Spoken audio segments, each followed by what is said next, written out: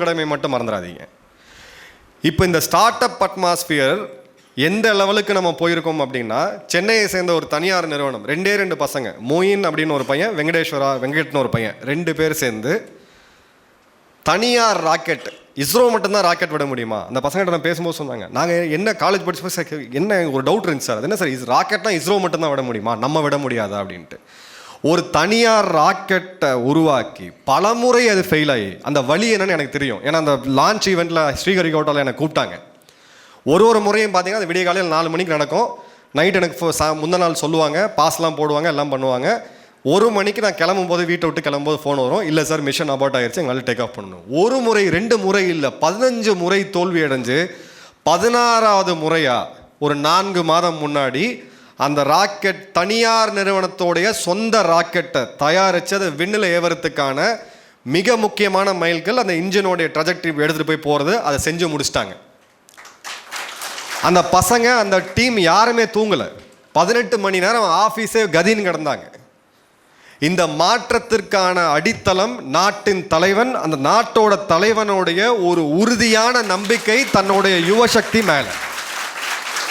அவர் திரும்ப திரும்ப பேசும்போது யுவசக்தி, இளைஞர் சக்தின்ற இந்த இயக்கமே, இந்த நான் ஒரு நிமிஷம் நான் யோசிச்சு கூட பார்க்கல. இந்த பேரை நான் முதல்ல கேட்கும்போது எந்த கமிட்மெண்ட் இருந்தாலும் எனக்கு வரணுன்ட்டு. ஏன்னா இந்த இளைஞர்கள் மேலே நம்ம நம்பிக்கை வச்சாதான். இதுக்கு தரக்குறைவாக பேசுறதுக்கு ஆளுங்க இருக்காங்க. மேக் இன் இண்டியா ஜோக்கு, சைனாலேருந்து வாங்கி நம்ம அசம்பிள் பண்ணுறோம். சைனாவும் முதல்ல அசம்பிள் தான் பண்ணாங்க, அதுக்கப்புறம் தான் உற்பத்தியை கொண்டு வந்தாங்க.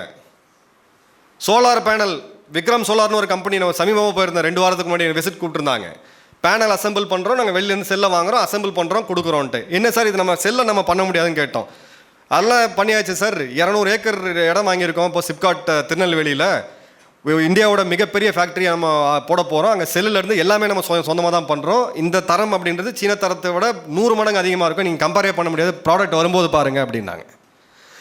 இந்த மக்கள் மேலே அந்த தலைவன் வைக்கக்கூடிய நம்பிக்கை, இந்த இளைஞர்கள் மேலே அந்த தலைவன் வைத்த நம்பிக்கை, அந்த மக்கள் அவர் மேலே வைத்த நம்பிக்கை, இதுதான் இன்னைக்கு இந்த வளர்ச்சியை நோக்கி நம்ம போயிட்டு இருக்கோம். இந்த வளர்ச்சியை நோக்கி நம்ம போகிறதுக்கான காரணம் இதுதான். ஸோ தயவு செய்து நம்ம நாட்டை பற்றி தவறாக பேசும்போது, 4ஆம் தலைமுறை போர் விமானம் நம்மக்கிட்ட இல்லை. ஆமாம், உண்மைதான். 4 நாடுகள் தான் உலகத்துலலாம் பண்ணிகிட்டு இருக்காங்க.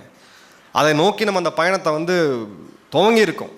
தனியார் ஓப்பன் பண்ணி விடுங்க. நான் இப்போவும் டிஃபென்ஸ் மினிஸ்டர் சேர்ந்த ஒரு மூத்த அதிகாரி என்கிட்ட ரொம்ப நேரம் டிபேட் பண்ணிட்டு இருந்தார். ஒரே தான் சொன்னேன், கண்ணை மூடிட்டு உங்கள் டிஃபென்ஸோடைய DRDO கேட்டை ஓப்பன் பண்ணி விடுங்க, எங்களுடைய இளைஞர்களை உள்ளே விடுங்க.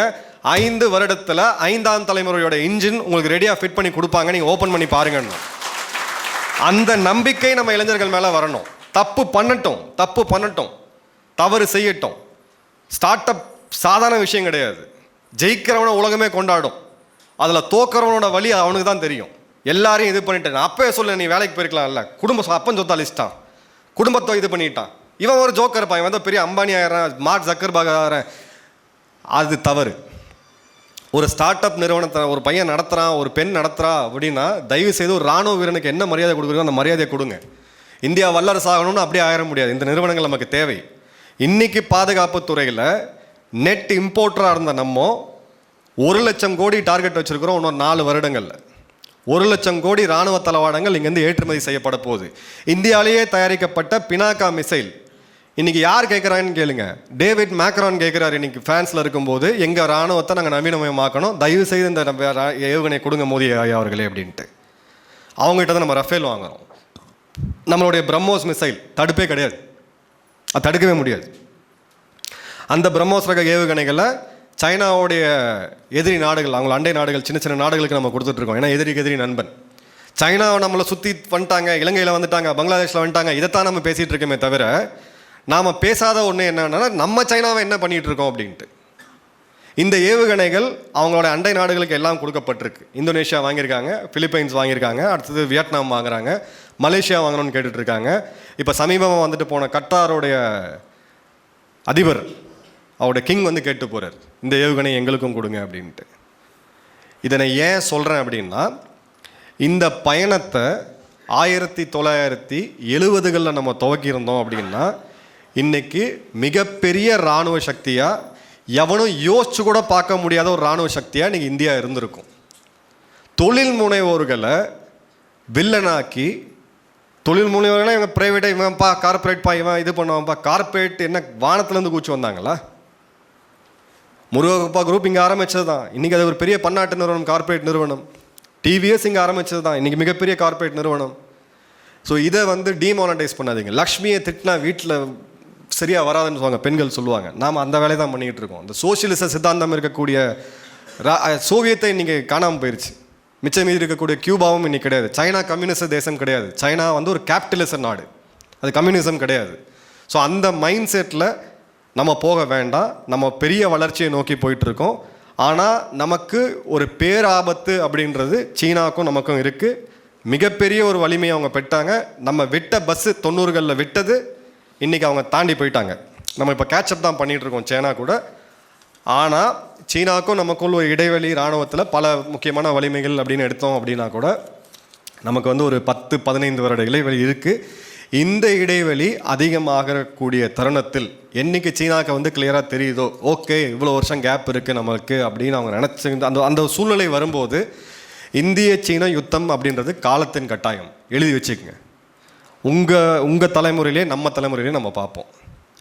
அது ஏன் யுத்தம் நடக்காமல் இருக்குது அப்படின்றதுக்கான காரணம் இந்த கடந்த 10 வருடத்தில் இராணுவத்தில் நம்ம செய்த மிகப்பெரிய புரட்சி.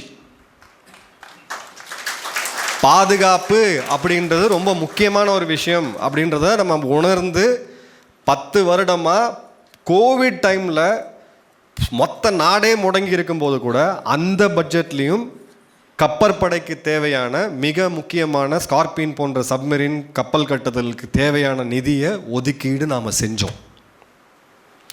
இன்னைக்கு 12 லட்சம் டேக்ஸ் எக்ஸம்ஷன் எல்லாருமே கொண்டாடுறோம். நீங்கள் இராணுவ பட்ஜெட்டுக்கு உள்ளே போய் பாருங்கள். இன்றைக்கும் நம்ம போயிட்டுருக்கோம், அந்த நோக்கி தான் போயிட்டுருக்கோம். சொந்தமான நம்ம கப்பல் கட்டும். ஒரு வலிமையை மட்டும் நான் உங்களுக்கு சொல்கிறேன். அணு ஆயுதங்கள் நம்ம எல்லாருக்குமே தெரியும். அந்த அணு ஆயுதங்களில் ட்ரையாட் அப்படின்னு ஒன்று இருக்குது, முக்கோணம் அப்படின்னு இருக்குது. அது என்ன அப்படின்னா, அணு ஆயுதத்தை நீங்கள் யார் வேணால் வச்சுக்கலாம். நீங்கள் 10 நாடுகள் உலக நாடுகள் வச்சுருக்கு. அந்த அணு ஆயுதத்தை எப்படி எதிரி நாட்டு மேலே கொண்டு போய் சேர்க்கறது? ஸோ ஒன்று ஏவுகணை மூலிமா நீங்கள் கொண்டு போகலாம், இன்னொன்று வந்து நீங்கள் விமானம் மூலிமா கொண்டு போகலாம், 3வது கடல்லேருந்து நீங்கள் கொண்டு போகலாம். ஸோ இந்த 3 பண்ணக்கூடிய நாடு தான் உண்மையான அணுசக்தி நாடு அப்படின்னு நம்ம சொல்லுவோம். இப்போது இருக்கக்கூடிய ரேடார் தொழில்நுட்பத்தில் இருக்கக்கூடிய டெக்னாலஜியில் நம்மளோட அணு ஆயுதங்கள் எங்கே அப்படின்றது சைனாவுக்கு தெரியும், சைனா எங்கே இருக்குன்றது நமக்கு தெரியும். ஸோ இப்போ இந்த ஆயுதங்கள் தாக்கி அழிக்கப்பட்டால், இல்லை அந்த ஏவுகணைகள் தாக்கி அழிக்கப்பட்டால், இல்லை அந்த விமானங்கள் தாக்கி அழிக்கப்பட்டால் என்ன ஆகும்னு யோசிச்சு பாருங்கள். எதிரிகிட்ட எல்லாமே இருக்குது, அணு ஆயுதத்தை நம்ம மேலே அனுப்ப முடியும், நம்மக்கிட்ட அணு ஆயுதத்தை அனுப்ப முடியாது. ஏன்னா அந்த விமானமும் சேதமாயிருச்சு, அந்த ஏவுகணையும் சேதமாயிருச்சு. இந்த மாதிரி சூழ்நிலையில் சரண்டர் தான் வேறு வழியே கிடையாது. எதுவுமே பண்ண முடியாது, சரண்டர் தான் ஆகணும். அப்போது ஆழ்கடல்ல இருந்து செகண்ட் ஸ்ட்ரைக் கேப்பபிலிட்டின்னு நம்ம சொல்லுவோம். ஆழ்கடல்ல இருந்து, ஏன்னா ஆழ்கடல் இருக்கக்கூடிய நீர்மூழ்கியை கண்டுபிடிக்க முடியாது. அந்த சக்தி நம்ம வேணும் அப்படின்ற போது அந்த தொழில்நுட்பத்தை நம்ம ரொம்ப நெருங்கிய நண்பன் சொல்லக்கூடிய ரஷ்யா கூட நமக்கு தரல. அப்துல் கலாம் ஐயா அந்த மகான் ஆரம்பித்து வச்ச அந்த ப்ரோக்ராமில் K4 ரக ஏவுகணைகள்னு நம்ம ஆரம்பித்து சப்மரீனில் அதை பொருத்தி 3500 கிலோமீட்டர் தூரம் ஒரு அணு ஆயுதத்தை கொண்டு போய் சேர்க்கக்கூடிய சர்வ வல்லமை படைத்த INS ஹரிஹந்த், INS ஹரிகாட் 5 வருடத்தில் இந்தியா செஞ்சு முடிச்சிருச்சு. இன்றைக்கி சீனாக்காரன் அமைதி ஒப்பந்தத்துக்கு வரான், கல்வான்லேருந்து படைகளை பின்வாங்கிட்டான், பழைய மாதிரி நம்ம இருப்போம் அப்படின்னு பேசினா அது வந்து இந்தியா மேலே இருக்கக்கூடிய பாசத்தினாலேயோ இதனாலேயோ கிடையாது. சில விஷயங்களை நம்ம செஞ்சு வச்சுருக்கோம். ராஜா தேவைப்பட்டதுன்னா இந்த நீர்மூழ்கி கப்பலை மலாக்கா ஸ்டேட்டுக்கு அந்த பக்கம் விட்டு உங்களோட 5 முக்கியமான நகரத்தை ஒரே நேரத்தில் எங்களால் தூக்கிட்டு போக முடியும்ன்ட்டு. அப்போ சைனா என்ன குற்றச்சாட்டு வச்சாங்க தெரியுங்களா? அக்னி 5 மிசைல் நம்ம டெஸ்ட் பண்ணி முடிக்கும்போது நம்மளுடைய சயின்டிஸ்டோடைய இதுபடி அதோடைய தூரம் அப்படின்றது 5500 கிலோமீட்டர். சைனா வந்து ஒரு மிகப்பெரிய குற்றச்சாட்டை வச்சாங்க. இந்தியா MCTR மிசைல் கண்ட்ரோல் ரெஜிமில் அகெயின்ஸ்டாக போகிறாங்க. அதோடைய ஏவுகணையோட தூரம் அப்படின்றது 8500லேருந்து 10,000 கிலோமீட்டரு. இவங்க வேணும்னே கம்மியாக சொல்கிறாங்க அப்படின்ட்டு. நீங்கள் 8500 கிலோமீட்டர் அப்படி நீங்கள் பிளாட் பண்ணி மேப்பில் போட்டு பார்த்தீங்கன்னா சீன அதிபர் ஷி ஜின்பிங்கோட பங்களாவில் போய் விழும். அது ஏன் அப்படின்னா இந்த டெக்னாலஜி, இந்த தொழில்நுட்பம் நமக்கு தேவை. அப்துல் கலாம் ஐயாட்ட போய் கேட்டாங்க, ஒரு கேள்வி கேட்டாங்க. ஒரு லெஃப்டிஸ்ட் நிருபர் ஒரு கேட்டார், நீங்கள் இப்படி ஒரு அணு ஆயுத சோதனை நடத்திட்டீங்களே, எத்தனாயிரம் உயிர்கள் பழி போகும், இது உங்களுக்கு ஒரு கில்ட் ஃபீலிங்கை கொடுக்கலையா அப்படின்ட்டு. அதுக்கு ஐயா ஒன்று சொல்லியிருந்தார், என் நாடு அமைதியாக இருக்கணும், என் நாடு மக்கள் அமைதியாக இருக்கணும் அப்படின்னா அதுக்கு என் நாடு முதல்ல வலிமையாக இருக்கணும் அப்படின்ட்டு. வலிமையாக இருக்கிறவன் தான் அமைதியை முடிவு பண்ண முடியும், நலிவுற்றிருக்கிறவன் கிடையாது. சிம்பிள், ரோட்டில் போங்க, ஆஜான பாகோ ஒரு 10 அடிக்கு ஒரு 6 அடிக்கு ஒருத்தன் தடி எடுத்துகிட்டு வரான், நீங்கள் போய் எதிர்த்தாப்பில் நிற்கிறீங்க. இப்போ அதுங்க அமைதி வேணுமா இல்லையானா அவன் தான் முடிவு பண்ணுவான், நீங்கள் முடிவு பண்ண முடியாது. ஸோ அணு ஆயுதத்துக்கு இது லெஃப்ட் தாட் எப்படின்னு பார்த்தீங்கன்னா, ஏதாவது ஒரு சாதனை நம்ம விஞ்ஞானிகள் பண்ணியிருப்பாங்க, இஸ்ரோலையோ இல்லை டிஆர்டிஓலையோ ஏவுகணை சோதனை பண்ணுவாங்க. இங்கே இருக்கக்குள்ள சில அறிவாளிங்க என்னென்னா, நாட்டில் இன்னும் பஞ்சம் தீரலை, மக்கள் பார்த்தீங்கன்னா 3 வேளை சோத்துக்கு இல்லாமல் இருக்காங்க, நீங்கள் சந்திராயனில் போய் விட்டு சாதிச்சிங்களே அப்படி. இது எவ்வளோ பெரிய பைத்தியகாரத்தனம்னு பாருங்கள். அப்போ அதே நாட்டில் நீ லெஃப்டிசம் பேசுகிற, நீ ரோட்டில் இருந்து உண்டியல் குளிக்கிட்டு இருக்க. அன்றைக்கும் நீ உண்டியல் தான், நான் காலேஜ் படிக்கும் போதும் உண்டியல் தான் கொடுக்குறீங்க, இன்றைக்கும் உண்டியல் தான், ஜிபேலாம் வந்துருச்சு, இன்றைக்கும் உண்டியல் தான் குளிக்கிட்டு இருக்காங்க. உங்கள் சித்தாந்தம் எங்கேயாவது செயல்பட்டுச்சா? டெல்லி எலெக்ஷன் ரிசல்ட்டில் பார்த்தீங்கன்னா அப்படியே ஸ்க்ரால் பண்ணிட்டு வரும்போது பார்த்தா நோட்டாக தான் எப்பயுமே கீழே இருக்கும். அதுக்கு நோட்டாக்கு 0.1% 2 கட்சிகளும் சேர்ந்து அங்கே ஓட்டு வாங்கியிருக்காங்க. உங்கள் சித்தாந்தம் உலகத்திலே இவ்வளோ பெரிய இதுவாக இருந்ததுன்னா கழுதை தேஞ்சு கட்டெரும்பாகி இன்னைக்கு எறும்பு எங்கே போச்சுன்னு தெரியாத அளவுக்கு அங்கே இருக்கிறாங்க. அரசியல் பேசுகிறேன்னு நினைக்காதீங்க, ஏன்னா இந்த சித்தாந்தங்கள் நம்மளை செதைச்சிக்கிட்டு இருக்கு. ஒரு சாதனையும், இந்த அக்னி 5 மிசைல் ப்ராஜெக்டோட டைரக்டர் யாருன்னு தெரியுங்களா? சமூக நீதி, பெண் சம உரிமை, இது அடிக்கடி நம்ம கேட்கக்கூடிய வார்த்தைகள். பெண் சக்தி, அதுதான் உண்மையான வார்த்தை. லக்ஷ்மி, சரஸ்வதி, கடைசி நாள் அன்னைக்கு என்ன, துர்கா தேவி. இந்த அக்னி 5ஓட துர்கா தேவி யார் தெரியுங்களா? யாரோ ஒருத்தர்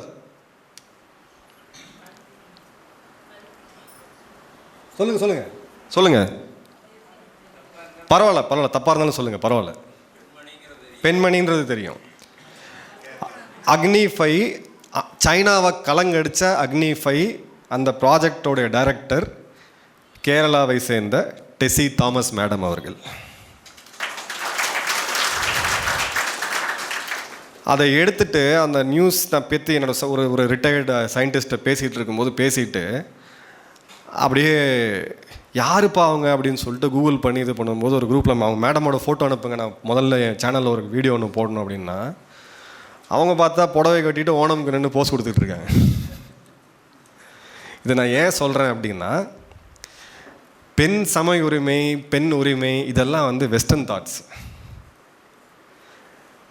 பெண் சக்தி அப்படின்றதான் நம்ம தர்மம். ரொம்ப சைலண்ட்டாக. ஸோ அடுத்த முறை உங்களுடைய ஹீரோயினை இன்ட்ரடியூஸ் பண்ணி வைக்கணும் அப்படின்னா டெசி தாமஸ் மாதிரியான ஒரு மிகப்பெரிய ஹீரோயின்ஸ் இன்ட்ரடியூஸ் பண்ணி வைங்க. நம்மளுடைய உண்மையான ஹீரோக்கள் யார், ஹீரோயின் யாருன்னு தெரியும். கோயம்புத்தூரில் எனக்கு இப்போ நினைவில் இருக்கக்கூடிய ஹீரோயின் தூக்கத்தில் எழுப்பி கேட்டிங்கன்னா நான் ப்ரொஃபஸர் சாந்தனு பௌமிக், அவர் கூட இந்த 5 மாணவர்களை சொல்லுவேன். கேரளாவில் போகும்போது கேலிக்கட்டில் யாருன்னு கேட்டிங்கன்னா டெசி தாமஸ் மேடமை சொல்லுவேன். ஏன்னா இவங்கெல்லாம் கண்ணுக்கு பின்னாடி எங்கேயோ ஒர்க் பண்ணிக்கிட்டு அப்படியே இருந்து அப்படியே போயிடுவாங்க, நமக்கு யாருக்குமே தெரியவே தெரியாது.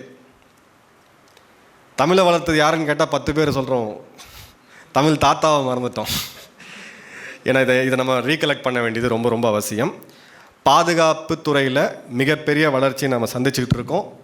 பாகிஸ்தான் வெகு விரைவில் அது எந்த காரணத்துக்காக உருவாக்கப்பட்டுச்சோ அந்த காரணம் இப்போ முடிய போகுது. அவங்க கையில் இருக்கக்கூடிய காஷ்மீர் கத்தியின்றி ரத்தமின்றி நம்மக்கிட்ட சேஃபாக சேரும். இது அரசியல் அரங்குக்கு கைத்தட்டல் வாங்க பேசக்கூடியதுக்கு நான் அரசியல்வாதியும் கிடையாது, நீங்கள் என்னோட வாக்காளர்களும் கிடையாது. இது ஏன் நான் சொல்கிறேன்னா, இதற்கான வேலைகள் போயிட்டுருக்கு, இதற்கான கால சூழ்நிலைகள் போயிட்டுருக்கு, இராணுவம் தயாராக இருக்குது. தேவைப்பட்டால் சிங்கமும் போய் வேட்டையாடும். அங்கே ஒரு மிக முக்கியமான கோயில் இருக்குது, அந்த கோயில் என்ன அப்படின்றத நான் சேனலில் பற்றி பேசியிருக்கேன், மறக்காமல் பாருங்கள். அந்த கோயிலில் நம்ம எல்லாரும் ஒரு நாள் போகிறதுக்கான, நம்ம நாட்டில் இருந்து எந்த இதுவும் இல்லாமல் போகிறதுக்கான ஒரு சூழ்நிலை வரும். ஸோ பாகிஸ்தானை பற்றி நம்ம பெருசாக அலட்டிக்க தேவை கிடையாது. அங்கே இருக்கக்கூடிய தீவிரவாதிகள் 2007-8 நான் இருக்கும்போது பார்த்தீங்க அப்படின்னா ஒரு 1500 2000 பேர் நாங்கள் கொன்னது அந்த காலகட்டங்களில். இப்போ அது அப்படியே கம்மியாகி 170 அப்படின்ற மாதிரி வந்திருக்கு. அந்த 170ல் கிட்டத்தட்ட 65% பாகிஸ்தான்லேருந்து தான் வராங்க. காஷ்மீர் மிகப்பெரிய புரட்சியை நோக்கி போயிட்டுருக்கு. இன்னும் 10 வருடங்களில் பல மாநிலங்களை விஞ்சி காஷ்மீர் அப்படின்றது ஒரு நம்பர் 1 மாநிலமாக வரும், எழுதி வச்சுக்கோங்க. ஒரு சின்ன எக்ஸாம்பிள் சொல்கிறேன். காஷ்மீரில் ஒரு கம்யூனிஸ்டை சேர்ந்த ஒரு நல்ல நண்பர் எனக்கு தொலைக்காட்சி விவாதத்தில் ஒரு இதை சொல்லியிருந்தார். 10 அடிக்கு நீங்கள் ஒரு இராணுவ வீரர் நிறுத்தி வச்சுருக்கீங்க, அது என்ன பெரிய அமைதி அப்படின்னாரு. கிட்டத்தட்ட இந்த 2 மாதம் இந்த பனிக்காலத்தில் மட்டும் போன டூரிஸ்ட் பார்த்தீங்கன்னா 50 லட்சம் பேர். அங்கே அந்த குல்மர்கில் போனீங்கன்னா அந்த கேபிள் கார் கண்டோலா ரைடுன்னுவாங்க. ஜென்ரலாக அங்கே போகிறவங்க நம்மளுடைய நண்பர்கள் தெரிஞ்சவர்கள் யாராவது போனால் வெயிட்டிங் இருக்குது, எனக்கு எப்படியாவது வாங்கி கொடுங்கன்னுவாங்க. இராணுவ நண்பர்கள் யார்கிட்டயா சொல்லி வாங்கி கொடுப்போம். இப்போ என்னோடய இராணுவ நண்பருக்கு ஃபோன் பண்ணேன். அவர் என்கிட்ட சொன்னார், சார் அடுத்த 2 வருஷத்துக்கு ஃபுல்லாக புக்டு சார், நாங்களே கேட்டாலும் கண்டோலா ரைடுக்கெலாம் கிடைக்காது, 2027க்கு புக் பண்ணிட்டு வர சொல்லுங்கள் சார், ஏன்னா எல்லாம் புக்கிங்லாம் முடிஞ்சிருச்சு அப்படின்ட்டு. நம்ம சென்னையில் ஒரு கார் ரேஸ் ஒன்று நினச்சி பார்த்தீங்களா? நல்ல விஷயங்க கார் ரேஸ் நடத்துறது. அது ஃபஸ்ட்டு நடத்துனது காஷ்மீரில் தான். 2 வருடம் முன்னாடி அவங்க நடத்தி முடிச்சிட்டாங்க. நல்ல ஒரு சிஎம் இப்போ அங்கே இருக்கிறாரு, ரொம்ப ஸ்டேபிளாக போயிட்டுருக்கு. ஸோ இந்த தீவிரவாதம் அப்படின்றது இன்னும் 10 வருட காலங்களில் ஆல்மோஸ்ட் முடிவுக்கே வந்துடும். காஷ்மீரில் இந்த தீவிரவாதத்தை மட்டும் எடுத்துகிட்டு மிச்ச க்ரைம் எல்லாம் நீங்கள் போட்டு பார்த்தீங்கன்னா நம்ம மாநிலத்தை விட ஒரு 5 மடங்கு சேஃபான மாநிலம் தான் அது. சரிங்களா? ஏன்னா க்ரைம் ரேட் ரொம்ப கம்மி, ரொம்ப கம்மி. மக்கள் தொகை கம்மி, பட் க்ரைம் ரேட்டும் ரொம்ப கம்மி. 2வது நமக்கு இருக்கக்கூடிய இன்னொரு பிரச்சனை அப்படின்னு பார்த்தீங்கன்னா மாவோயிசம். லால் சலாம், பணக்காரனை கொன்று ஏழைக்கு கொடுத்து அந்த ரீலெல்லாம் அந்து முடிஞ்சு 2008-9 ஐயா சிதம்பரம் ஐயா ஹோம் மினிஸ்டராக இருக்கும் பொழுது ஒரு 70 மாவட்டங்கள் கிட்டத்தட்ட நக்சலைட் இன்ஃபெக்டட் ஏரியாவாக இருந்துச்சு. 80 மாவட்டங்கள், 6 மாநிலங்கள். நக்சல்பாரின்னு சொல்லக்கூடிய பீகாரில் ஆரம்பித்து நம்ம கேரளா வரைக்கும். இன்றைக்கி அது 3 மாவட்டங்கள். இன்னும் 1.5 வருட காலத்தில் நக்சலிசம் அப்படின்றது பேனா எழுத்தில் இவங்க சமூக வலைத்தளங்களில் பார்க்கலாமே ஒழிய சத்தீஸ்கர்லேயோ இதுலேயோ பார்க்க முடியாது. நக்சலிசத்தை நம்ம முடிக்க போகிறோம். இப்போ இருக்கக்கூடிய மிகப்பெரிய எதிரி சீனா இந்தியாவை யுத்தம் செய்யுமா அப்படின்னா இந்த கேப் இருக்கிற வரைக்கும் கண்டிப்பாக செய்யாது. 3 விஷயங்கள் சீனாவை அண்டர் எஸ்டிமேட் பண்ணிடாதீங்க. 3 விஷயம் சீனா வந்து எப்பயுமே பார்ப்பாங்க. 1, நாடு எப்போ அரசியல் ரீதியாக வீக்காக இருக்குது. ஜெலன்ஸ்கி அப்படின்ற ஒரு காமெடி நடிகரை 2014 ஒரு தேர்தல் மூலிமா கொண்டு வந்தாங்க. இந்த போருக்கு பிறகு இன்னைக்கு உக்ரைன் இழந்தது 2.5 லட்சம் வீரர்கள். அதில் 15லேருந்து 18 வயசு இளைஞர்கள் 70,000 பேர். நாட்டோடைய 5ல் ஒரு பகுதி ரஷ்யா ஆக்கிரமிச்சிட்டாங்க. நாட்டோடைய அரிதான கனிம வளங்களில் 50% ட்ரம்ப் இப்போ அக்ரிமெண்ட் போட்டார். தவறான தலைவர்களை உங்கள் வாக்கால் நீங்கள் தேர்ந்தெடுத்தீங்கன்னா இப்போ நான் சொன்ன எல்லா வெற்றியும் அப்படியே ஒரு நிமிஷம் மாறிடும். பெஸ்ட் எக்ஸாம்பிள் இன்றைக்கி உக்ரைன் திரு ஜெலன்ஸ்கி அவர்கள். அரசியல் ஸ்திரத்தன்மை இருக்கிற வரைக்கும் சைனா வாலாட்டாது. நம்மளுடைய இராணுவ கேப்பபிலிட்டி, டிஃபென்ஸ் கேப்பபிலிட்டி, மாடர்னைசேஷன், நம்ம பண்ணிகிட்டு இருக்கக்கூடிய விஷயங்கள், இராணுவ தளவாடங்கள், இதில் இப்போ இருக்கக்கூடிய வேகம் இன்னும் கொஞ்சம் அதிகமான நல்லது. அப்பவும் சீனா நம்மக்கிட்ட நெருங்கி வராது. அக்னிபத் திட்டத்தோடைய நிறையா விஷயம் நீங்கள் நிறையா கேள்விப்பட்டிருங்க. அடிப்படையாக என்ன அப்படின்னு பார்த்தீங்கன்னா 50,000 வீரர்கள் ஒரு இடத்துக்கு வெளியில் வராங்க 21-22 வயசில். ஸோ அடுத்த 10 வருஷம் கழித்து பார்த்தீங்கன்னா வருஷத்துக்கு 50,000, 10 வருஷம் போட்டுங்க, 5 லட்சம் வீரர்கள் நம்மளுக்கு ரிசர்வாக இருப்பாங்க. இந்தியா சீனாவுடைய யுத்தம் அப்படின்றது 10 வருட காலம் கழித்து வரத்துக்கான சூழ்நிலை அதிகமாக இருக்குதுன்னு சொல்கிறாங்க. ஸோ இதெல்லாம் கணக்கில் கொண்டு தான் அந்த முடிவுகள்லாம் எடுக்கப்பட்டுச்சு. ஸோ நமக்கு இருக்கக்கூடிய த்ரெட்டு சைனா அப்படின்னு இருந்தாலும் நமக்கு இராணுவ ரீதியாக அங்கே சில முக்கியமான பிரச்சனைகள் இருக்குது நம்மளுக்கு. அதை நம்ம க்ளோஸாக பண்ணிக்கிட்டு இருக்கோம். இன்றைக்கி இந்திய சீனா யுத்தம் நடந்தால் என்ன ஆகும் அப்படின்னு என்கிட்ட கேட்டிங்கன்னா என்னுடைய நேர்மையான பதில், சீனாவை உள்ளே போய் தாக்கக்கூடிய வலிமை, பொருளாதார வலிமையும் தளவாடங்கள் நம்மக்கிட்ட இல்லை. ஆனால் உள்ளே வர சீனாவை அடித்து திரும்ப ஓடுற போடுறதுக்கான வலிமை நம்மக்கிட்ட நிச்சயமாக இருக்குது. அது நம்மக்கிட்ட இருக்கக்கூடிய இராணுவம், நான் இராணுவத்தில் இருந்துன்றதுக்காகலாம் நான் பேசலை, ரியலிஸ்டிக்காக பேசக்கூடிய ஆள் நான். அந்த வலிமையும் வந்து நம்மக்கிட்ட நிச்சயமாக இருக்குது. புதுசாக ஒன்று முளைச்சிருக்கு இப்போது, நானும் ரவுடி தான் அப்படின்ட்டு. பங்களாதேஷ்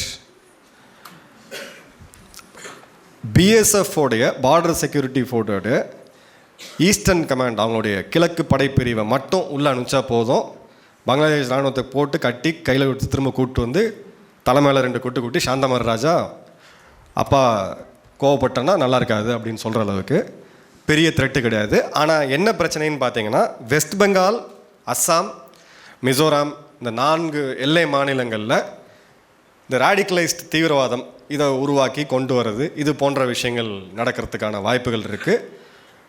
இதுக்கு சம்மந்தமே இல்லாமல் ஒரு ப்ரொஃபஸர் ஒருத்தர் கூட்டு வந்து யூனிஸ் அப்படின்னு வச்சுருக்காங்க. இது பிப்ரவரி மாதம், ஒரு ஆகஸ்ட் செப்டம்பர் மாதத்துக்குள்ளே மீண்டும் ஒரு மக்களால் தேர்ந்தெடுக்கப்பட்ட இந்தியாவோட நம்பிக்கையை பெற்ற ஒரு அரசு நிச்சயமாக அமையும். அதற்கான வேலையை நம்ம எல்லாம் பேக்ரவுண்டில் பார்த்துக்கிட்டு இருக்கோம். கோயம்புத்தூருக்கு என்னுடைய ஒரு அன்பான வேண்டுகோள், பாதுகாப்பு தளவாடங்கள் அப்படின்றதுக்கு இதை நான் சொல்லலை, நான் கொங்கு சைடில் இருக்கனால சொல்லலை, இது மேலே இருக்கக்கூடிய முக்கியமான அதிகாரிகள் எல்லாருமே சொன்னது, அமைச்சர்கள் உட்பட. இந்த இடத்தோடைய வெற்றி அப்படின்றது நாட்டோடைய பாதுகாப்புக்கு நீங்கள் கேட்கக்கூடிய கேள்விகளுக்கு நேரடியாக சம்மந்தப்பட்டிருக்கு. தயவுசெய்து அதுக்கான முன்னெடுப்பை எடுங்க. என்னால் முடிந்த உதவிகளை நான் நிச்சயமாக செய்வேன். கன்சர்ன்டாக இப்போ நம்மளுடைய முக்கியமான தொழிலதிபர்கிட்ட நம்ம பேசிகிட்டு இருக்கோம். ஒரு சீக்கிரம் ஒரு கருத்தரங்க கோயம்புத்தூரில் வைப்போம். எந்த விதமான கேள்வி, எப்படிப்பட்ட கேள்வி இருந்தாலும் தயவுசெய்து அதை கொண்டு வாங்க. கடைசியாக நான் உங்கள்கிட்ட வைக்கக்கூடிய ஒரு கோரிக்கை, தமிழ்நாட்டிலேருந்து இராணுவத்தில் சேரக்கூடிய அதிகாரிகள் மற்றும் வீரர்கள், குறிப்பாக அதிகாரிகள் ரொம்பவும் கம்மியாயிட்டாங்க எண்ணிக்கையில். 180 பேர் எங்கள் பேட்சில் நாங்கள் 2003 இருந்தோம். 12 பேர் தமிழ்நாட்டை சேர்ந்தவங்க. இன்றைக்கி அது குறைஞ்சி 2-3 வந்து நிற்கிது. எந்த ஒரு நாடும் செக்யூரிட்டி அவுட் சோர்ஸ் பண்ண முடியாது. 10 பேர் நீங்கள் வந்து பிஸ்னஸ் மேனாக போகிறீங்க, சாஃப்ட்வேரில் போகிறீங்க, தொழில்நுட்பம் போகிறீங்க அப்படின்னா ஒருத்தர் தயவு செய்து அந்த யூனிஃபார்முக்கு முன்னாடி வந்து போடுங்க. உலகத்தில் எது வேணாலும் உங்களுக்கு பணத்தை கொடுக்கும், கௌரவத்தை கொடுக்கும், அந்தஸ்தை கொடுக்கும், எதை வேணால் கொடுக்கும். உங்களுக்கு இராணுவம் மட்டும்தான் ஒரு முழு வாழ்க்கையை கொடுக்கும். பசங்க ஐயோ என் பையன் போயிட்டா என்ன ஆகும், மேஜர் முகுந்த் மாதிரி எதாவது ஆயிருமா, இது மாதிரி எதாவது ஆயிருமா. 13 லட்சம் பேர் நம்மளுடைய இராணுவ வீரர்கள். ஒரு வருடத்தில் 150லேருந்து 120 வீரர்கள் நம்ம தியாகங்கள் செய்து தான் ஆகிறாங்க. பிறப்பு இறப்பு இது எல்லாம் உள்ள இறைவன் கையில் இருக்குது. ஸோ இராணுவத்தில் போய் அங்கே தான் எனக்கு ஏதாவது ஆவணும் அப்படின்னு இருந்ததுன்னா, என் விதியில் இருந்தது அது ஆக தான் செய்யும். சாலையை கடக்கும்போது நம்ம 100 பேர் இருக்கிறோம். கோயம்புத்தூரோட சிட்டி நீங்கள் எடுத்து பாருங்கள், கோயம்புத்தூர் சிட்டியில் எத்தனை ஆக்சிடென்ட் நடக்குதுன்னு எடுத்து பாருங்கள். ஸோ தயவு செய்து அந்த ஒரு தாட்லலாம் வராதிங்க. 2வது, எனக்கு ஹிந்தி தெரியாது, நான் கண்ணாடி போட்டிருக்கேன், எனக்கு ஹைட்டு கம்மியாக இருக்கேன், இதெல்லாம் நீங்களே முடிவு பண்ணிக்காதீங்க. பசங்க அந்த தாட்டில் இருக்காங்க. ஜென்ரலாக பார்த்தீங்கன்னா 8, 9 அந்த 10வது படிக்கிறதுக்குள்ளே அந்த மைண்டு ஷேப்பப் ஆகும். அவங்களுக்கு உண்டான அந்த பர்மிஷனை கொடுங்க, ஊக்குவிங்க, அதை கொண்டு வாங்க. நான் என்னோடய கடமையை ஒரு குறிப்பிட்ட காலம் செஞ்சு வந்துட்டேன். என்னோடய தேச பணியை இப்போயும் நான் தொடர்றேன். எனக்கு பிறகு இன்னும் 1000 வீரர்கள் வரணும், அதுக்கு பிறகு இன்னும் 1000 வீரர்கள் வரணும். இது வந்து ஒரு விருஷ மரமாக இருக்கணும். தமிழ்நாட்டோடைய அரசாங்கம் இப்போ ஒரு ஆணையம் போட்டிருக்காங்க. ஒரு 3 நாளைக்கு முன்னாடி தான் அந்த நகல் எனக்கு கிடச்சிது. இராணுவத்தில் சேர பங்களிப்பு கம்மியாக இருக்கிறதுனால இராணுவ வீரர்களுடைய மகன் மற்றும் மகள் அவங்க அதிகாரியாக போனாங்கன்னா 1 லட்சம் ரூபாய் அரசு ஊக்கத்தொகையும், இல்லை ஒரு அக்னி 10 இதில் போகிறாங்கன்னா ஏதோ 50,000 போன்ற ஊக்கத்தொகைன்னு ஊக்கத்தொகை கொடுத்து தான் நம்ம தமிழ்நாட்டிலேருந்து இராணுவத்துக்கு வரணுன்ற ஒரு நிலைமை வரும்போது எனக்கு இந்த இடத்துல கொஞ்சம் நெருடலாக தான் இருக்குது. கோயம்புத்தூர் பிஸ்னஸ் பிளேஸ் கண்டிப்பாக இருக்குது, எல்லாமே இருக்குது. எல்லாரும் பிஸ்னஸ் பண்ண முடியாது, அதே மாதிரி எல்லா இடத்துலையும் இராணுவத்தில் வர முடியாது. உங்களுடைய வாழ்க்கையில் மாணவர்களுக்கு நான் சொல்கிறது, குறிப்பாக பெண்கள், கல்லூரி மாணவர்கள், பெண்களுக்கு நான் சொல்கிறது, உங்கள் வாழ்க்கையில் நீங்கள் உலகத்தோடைய மோஸ்ட் எக்ஸ்பென்சிவ் ட்ரெஸ் எல்லாம் வாங்கி மாட்டுங்க. ஷூ வாங்கி மாட்டுக்குங்க. உலகத்தோட பெஸ்ட்டு காரை எடுத்து வந்து வச்சுக்கோங்க. ஃபெராரியில் ஆரம்பித்து பிஎம்டியில் வச்சு நீங்கள் 10 ஃபோட்டோ எடுங்க. அதெல்லாம் தூக்கி கழட்டி வச்சுட்டு இந்திய இராணுவத்தோட சீருடை எடுத்து போட்டு டக்கின் பண்ணிவிட்டு ஒரு கேப்பை போட்டு வாங்க, கண்ணாடி முன்னாடி நின்று பாருங்கள். அதில் தான் நீங்கள் இருக்கிறதுலையே ஸ்மார்ட்டாக இருப்பீங்க. என்னோட கடினமான காலங்களில், என் வாழ்க்கையோடைய பல கடினமான காலகட்டங்களில், வெறுத்து போகக்கூடிய அளவுக்கு இருந்த காலகட்டங்களில் நான் திரும்ப திரும்ப திரும்ப திரும்ப திரும்ப என் மனசில் யோசிக்கிறது ஒன்றே ஒன்று தான். என்னோட இராணுவ பயிற்சியோடைய அந்த கடைசி வாரம் அதிகாரியாக பணிபுரியறதுக்கு, அந்த பாஸ் அவுட் ஆகிறதுக்கு 8 நாள் ஒரு கேம்ப் வைப்பாங்க. கேம்ப் சத்ருஜீத் அப்படின்னு பேர். சத்ரு அப்படின்ற எதிரி, ஜீத் அப்படின்னா வெற்றி, எதிரியை வெற்றி கொள்ளக்கூடிய அது ஒரு கேம்ப்புன்ட்டு. உலகத்தோடைய மோஸ்ட் இன்ஹியூமன் மிலிட்ரி ட்ரைனிங்கில், அதாவது மனிதாபிமானமே இல்லாத ஒரு மிலிட்ரி ட்ரைனிங் சொல்லக்கூடியது அது 3வது ரேங்கில் அது வருது. இஸ்ரேல், அமெரிக்காவுக்கு அப்புறம் அது வருது. அதில் அந்த 8 நாட்கள், இந்த 7 நாட்கள் கேம்பில் பார்த்தீங்கன்னா ஷூவே கழட்ட முடியாது. மோஸ்ட்லி ஷூவில் தான் போவோம். ட்ரென்ச் ஓப்பன் பண்ணுறது, கட் பண்ணுறது, ஒரு 2 மணி நேரம் 3 மணி நேரம் தூக்கம் இருக்கும். 8 நாள் கழித்து உங்களுடைய எஃப்எஸ்எம்ஓன்னு சொல்லுவோம், ஃபுல் ஸ்கேல் மார்ச்சிங் ஆர்டர்னு சொல்லுவோம். ஒரு எப்படி சொல்கிறது, உங்களுக்கு ஒரு பேக் பேக்குன்னு வச்சுக்கோங்க. அதில் வந்து ஒரு 20 கிலோ களிமண் இருக்கும். உங்களுடைய துப்பாக்கி அது ஒரு 7 கிலோ. நீங்கள் போட்டிருக்கக்கூடிய ஷூ எல்லாம் சேர்த்து மொத்தமாக பார்த்தீங்க அப்படின்னா ஒரு 25லேருந்து 30 கிலோ வரும். உங்களுக்கு கடவுள் ஆசி முழுதாக இருந்தால், சிம்மராசி நேயர்களுக்கு அன்றைக்கி மழை பெஞ்சதுன்னா, அந்த களிமண்ணில் இன்னும் வெயிட் ஏறிடுச்சுன்னா அது கஷ்டம். எங்களுக்கெல்லாம் ரொம்ப லக்கியாக போகிறதுனால அதுவும் ஆச்சு. என்னோடய வெயிட்டே இப்போ ட்ரைனிங்கில் பார்த்தீங்கன்னா 47 கிலோ தான். நான் தூக்கிட்டு நடந்தது பார்த்தீங்கன்னா, தூக்கிட்டு ஓடினது பார்த்தீங்கன்னா அது ஒரு கிட்டத்தட்ட 28 கிலோ கிட்ட வரும்.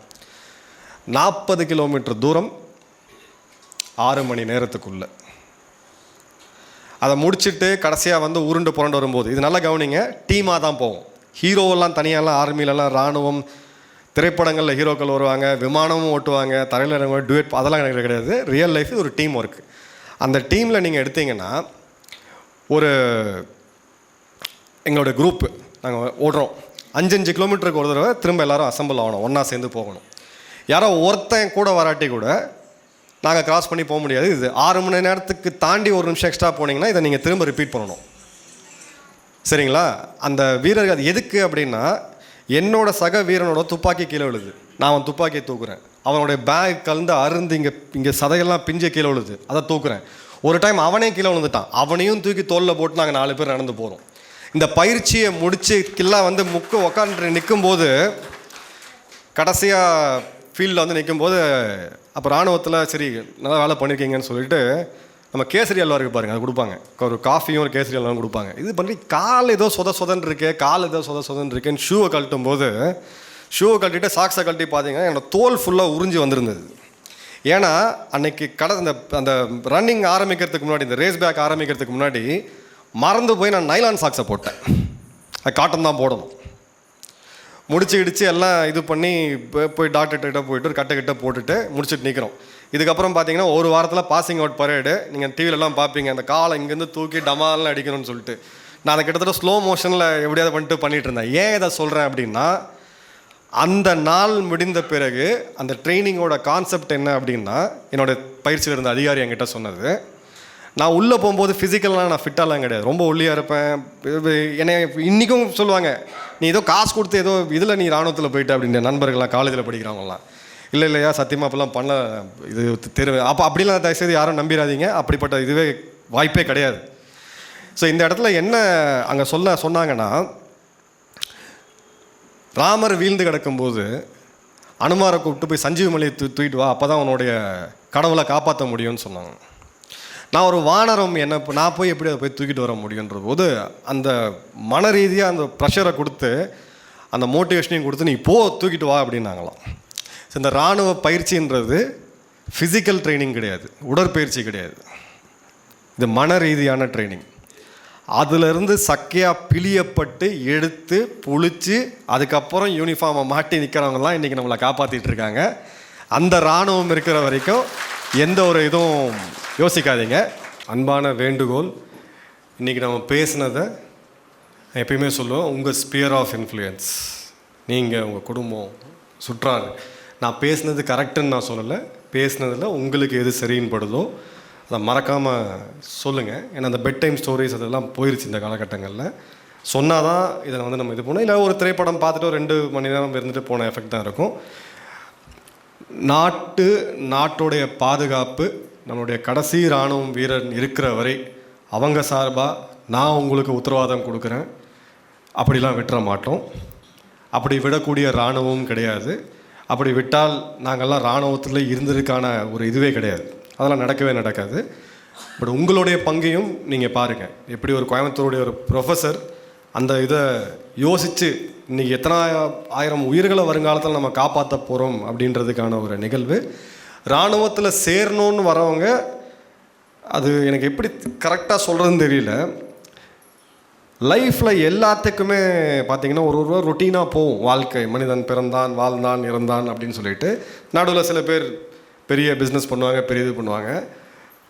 இந்த ஒரு தர்மத்தில் மட்டும், இந்த ஒரு தொழிலில் மட்டும், இராணுவம் அப்படின்றதில் ஒரு தனி ஃப்ளேவர் இருக்குது. அது எப்படி சொல்கிறதுன்னு எனக்கு தெரியாது. அது எல்லாருக்கும் கிடைக்காது. கிடைக்கிறதுக்கு நம்ம ட்ரை பண்ணணும். ஏன்னா இன்றைக்கி நான் பார்க்கக்கூடிய பல பேர் என்ன பண்ணுறாங்கன்னு பார்த்தீங்கன்னா, சார் வயசை மிஸ் பண்ணிட்டேன், நான் போயிருக்கணுன்ட்டு. தயவுசெய்து எல்லோரும் போகிறோம் போல், அது வேறு விஷயம். போனோன்னு உங்களுக்கு ஒரு ஓரமாக தோணுச்சுன்னா கூட அந்த எக்ஸாம் கொடுங்க, ஃபைட் பண்ணுங்கள், போய் பாருங்கள். இராணுவம் எல்லாம் எனக்கு ஒரு 5 வருஷம் இருந்துட்டு வரலான்னா அதுக்குமே வழி இருக்குது. பட் அதுக்கு போகாமல் அப்புறமா போயிருந்தா இப்படி இருந்திருக்கலாமே, போயிருந்தா அப்படி இருந்திருக்கலாமே, அதெல்லாம் வந்து லைஃப்பில் லேட்டராக போய் ரிக்ரெட் பண்ண வேணாம். எங்கள் அப்பா என்னை பற்றி சொல்லும்போது, இன்ஜினியரிங் படிச்சுட்டு இருக்கும்போது சொன்னார், நீங்கள்லாம் கோயம்புத்தூர் திருப்பூர் போய் பிஸ்னஸ் பண்ணால் பொழைச்சிக்குவேன், நீங்கள்லாம் என்ன ஆவன்னு தெரியல எனக்கு அப்படின்னாரு. நான் திரும்ப வரும்போது அவர்கிட்டையும் நான் ஒரு கொஞ்சம் நக்கலாக சொன்னேன், நீங்கள் பிடபிள்யூடியில் சேர்ந்து நீங்கள் அதுக்கப்புறம் நீங்கள் க்ரீன் பென் எடுத்து கையெழுத்து போட்டது 36 வயசில், நான் க்ரீன் பென் எடுத்து கையெழுத்து போட்டது 23 வயசில், சாதிச்சுட்டேன் நான் தாண்டிட்டேன்ட்டு. ஸோ மோட்டிவேட் பண்ணுங்கள். கடைசியாக என்னோட அனுபவத்தை நான் சொல்கிறேன் உங்களுக்கு. நான் இராணுவத்தில் சேர்ந்து ஆஃபீஸர்ஸ் ட்ரைனிங் அகாடமி அப்படின்ற அந்த பயிற்சி கூடத்தில் முதல் நாள் கால் எடுத்து உள்ளே போயிட்டு ஒரு வாரம் கழித்து நான் என்னோடய வீட்டுக்கு லேண்ட்லைன் அந்த டைம்லலாம் ஃபோன் பண்ணிவிட்டு எங்கள் அப்பாக்கிட்ட சொன்னேன், இனி ஒரு நாள் கூட என்னால் இங்கே இருக்க முடியாது, நான் இந்த இடத்த விட்டு உடனடியாக வெளில போகணும். ஏன்னா வெளில போகிறதுக்கு பேரண்ட்ஸ் வந்து கையெழுத்து போடணும், தந்தையோ தாயோ யாரோ ஒருத்தராவது வந்து கையெழுத்து போடணும், நீங்கள் வாங்க அப்படின்னு. எங்கள் அப்பா என்ன பண்ணாருன்னா, அதே அந்த கொங்கோட குசும்பு, நான் வந்துடுறேன் ஒரு 2 நாளில் வந்துடுறேன் அப்படின்னாரு. சரி, நான் 2 நாள் கழித்து திரும்ப ஃபோன் பண்ணுறேன். அங்கே ஃபோன் கிடைக்கிறதே ஒரு சில நிமிஷம் தான் பேச கிடைக்கும். ரிங்கு போகுது, எடுக்கவே இல்லை. நான் பயிற்சி முடித்து வந்த பிறகு தான் தெரியும் அந்த ஃபோன் வயரை அவர் கட் பண்ணி வச்சிட்டாருன்னு சொல்லிட்டு. ஏன்னா அடுத்த ஒரு வாரம் இவன் ஃபோன் பண்ணானா இருந்துருவான் அப்படின்ட்டு. இதில் நான் உடற்தகுதி, அது ஒரு கடினமான பயிற்சி, உடல் ரீதியாக கிடையாது, மன ரீதியாகவும் உடல் ரீதியாகவும். எனக்கு எங்கே ரொம்ப பெரிய பிரச்சனை வந்துச்சு அப்படின்னு பார்த்தீங்கன்னா, என்னோடய சக அதிகாரிகள், பயிற்சி இருந்த அதிகாரிகள்கிட்ட என்னால் சகஜமாக பழக முடியல. ஏன்னா இந்த மொழி, எனக்கு ஒரு வார்த்தை ஹிந்தியில் தெரியாது, ஒரு வார்த்தை. அங்கே தான் எனக்கு பிரச்சனை வந்துச்சு. ஒன்று, ஒரு புது சூழல், கடுமையான ஒரு இராணுவ பயிற்சி. கண்டிப்பாக அது ஒரு குரூப் ட்ரைனிங், நண்பர்களோடு சேர்ந்து அந்த ஒரு இதுதான் பண்ண முடியும். அந்த நண்பர்கள் நாடோட பல பகுதிகளிலேருந்து வரக்கூடிய அவங்க கூடிய சகஜமாக என்னால் பழக முடியல அப்படின்ற ஒரு பிரச்சனை இருந்துச்சு. அதுக்கு ஒரு மொழி ஒரு தடங்களாக இருந்துச்சு. அதன் பிறகு 1 மாதம் கழித்து நான் முடிவெடுத்தேன், தெரியுதோ தெரியலையோ என்ன பேசுகிறோன்னெலாம் தெரியாது, ஆனால் ஒரு வார்த்தையாக கோர்வையாக ஏதோ பேசி ஹிந்தியில் தான் பேசணும்னு சொல்லி ஒரு 6 மாத காலத்தில் அந்த மொழியை பேசக்கூடிய லெவலில், ஓரளவுக்கு பேசக்கூடிய புரிந்தக்கூடிய லெவலில் நான் கற்றுக்கிட்டேன். இதை ஏன் சொல்கிறேன்னா, இது நடந்தது 2003. 2024 என்னோடய தோட்டத்துக்கு பக்கத்தோட்டத்தில் இருக்கக்கூடிய ஒரு பையன், அவன் வந்து இப்போது பல இடங்களில் போய் வடக்கில் இருக்கக்கூடிய மாநிலங்கள், அஸ்ஸாம்லலாம் போய் பிஸ்னஸ் பண்ணிகிட்ருக்காப்புல. நான் வண்டி எடுத்துகிட்டு வெளியில் கிளம்பும்போது அவசரமாக ஓடி வந்து, அண்ணா இந்த ஒருத்தன்ட்டு கொஞ்சம் பேசி கொடுங்கண்ணே, எனக்கு ஒரு இடத்துல முக்கியமாக பேச வேண்டியது இருக்குது அப்படின்ட்டு. அஸ்ஸாமை சேர்ந்தவர். என்னடா விஷயம், நீ பேச வேண்டியதானே அப்படின்னா, இல்லை நான் ஹிந்தி தெரியாது, பிஸ்னஸ் பேசிட்டுருக்கோம், ஏதோ பேசிக்கிட்டு இருக்கேன், அவனுக்கு இங்கிலீஷ் தெரில, நீங்கள் பேசுங்க அப்படின்ட்டு. அதன் பிறகு நான் பேசி மொழிபெயர்த்து திரும்ப கொடுத்தேன். 22-23 வருடம் கழித்து நம்மளோட மாநிலத்தில் அதே நிலைமை இருக்குது அப்படின்ற போது நம்ம நிச்சயமாக பார்த்து தான் ஆகணும். ஐயா சரியாக சொன்னார், இங்கிலீஷ் நாலேஜ் இருக்கா அப்படின்ட்டு. எந்த ஒரு மொழியும் தாய்மொழியை தவிர it is just a mode of communication. ஒருத்தர் பேசுகிறத இன்னொருத்தர் புரிஞ்சிக்கக்கூடிய ஒரு இதுக்காக தான் நம்ம வந்து மொழியை வச்சுருக்கோம். இங்கிலீஷ் என்றைக்குமே, ஆங்கிலம் என்றைக்குமே நாலேஜ் ஆகாது. தயவுசெய்து உங்களுடைய குழந்தைகளுக்கு உங்களோட ஸ்பியர் ஆஃப் இன்ஃப்ளூயன்ஸ் நீங்கள் இருக்கக்கூடிய இடங்களில் இங்கிலீஷ் நாலேஜ் இருக்கா, என் பையனுக்கு இங்கிலீஷ் நாலேஜ் கம்மி, அந்த பையனுக்கு இங்கிலீஷ் நாலேஜ் அதிகம், கான்வென்ட் ஸ்கூலில் படிச்சிருக்கான் இங்கிலீஷ் நாலேஜ் அதிகம், சிட்டியில் படிச்சிருக்கான் இங்கிலீஷ் நாலேஜ் அதிகம். 5வது வரைக்கும் நான் தமிழ் மீடியம் தான் படித்தேன். 5வது நான் சென்னையில் போய் சேரும்போது அந்த 6 மாத காலம் கொஞ்சம் கடுமையாக தான் இருந்துச்சு. ஏன்னா சிட்டியில் படிக்கிற பசங்க எல்லாமே இங்கிலீஷில் பேசுவாங்க, நுனிநாக்கு இங்கிலீஷில் பேசுவாங்க. இங்கிலீஷ் வந்து ஒரு லாங்குவேஜ், அது என்றைக்குமே நாலேஜ் ஆக முடியாது. அதை நம்ம இவரை முன்னாடி வச்சு பேசிக்கிட்டு இருக்கோம். அத்தனை வெள்ளைக்காரர்களுக்கும் தன்னுடைய ஒரு அரை மணி நேர உரையில் உலகத்தை கட்டுக்கு கொண்டு வந்த ஒரு மகா மனிதர் முன்னாடி நம்ம நின்று பேசிகிட்டு இருக்கோம். ஸோ அந்த மென்டாலிட்டியை விட்டு முதல்ல வெளியில் வாங்க. 2வது, இன்றைக்கி நம்ம தொழில் செய்கிறோம். தொழில் நகரத்துலேருந்து, தமிழ்நாட்டோடைய தொழில் நகரத்துலேருந்து நம்ம பேசிகிட்டு இருக்கோம். சூரத்தில் எத்தனை பேர் உங்கள் பையர்ஸ் இருப்பாங்க, வடக்கில் இருக்கக்கூடிய எத்தனை பேர் இருப்பாங்க. நீங்கள் இங்கிலீஷில் பேசலாம், தப்பே கிடையாது. ஆனால் அவங்களுக்கு புரியக்கூடிய ஒரு இந்திய மொழியில் நம்ம பேசும்போது, அது ஹிந்தியாக இருக்கணும்னு அவசியம் இல்லை, கன்னடிகாவாக இருக்கலாம், இல்லை மலையாளமாக இருக்கலாம், உங்களுக்கு அங்கே ஒரு ரேப்போ டெவலப் ஆகும். அதனால் இந்த மொழி பிரச்சனை இங்கே இருக்கிறத பொறுத்த வரைக்கும் ஒரு மொழியை கற்றுக்கலாமா வேணாமா அப்படின்றத அந்த மாணவனோ மாணவியோ அவங்க பெற்றோர்கள் தான் முடிவெடுக்கணுமே தவிர அரசாங்கம் இந்த மொழி தான் படிக்கணும் இல்லை இந்த மொழி தான் படிக்கக்கூடாது அப்படின்றத அது நம்ம கான்ஸ்டியூஷனில் கேரண்டி கொடுத்துருக்காங்க. அரசியல் சாசனத்தில் நமக்கு கொடுக்கப்பட்ட ஒரு உறுதிமொழி. Thank you everyone. நன்றி. ஜெயந்த்.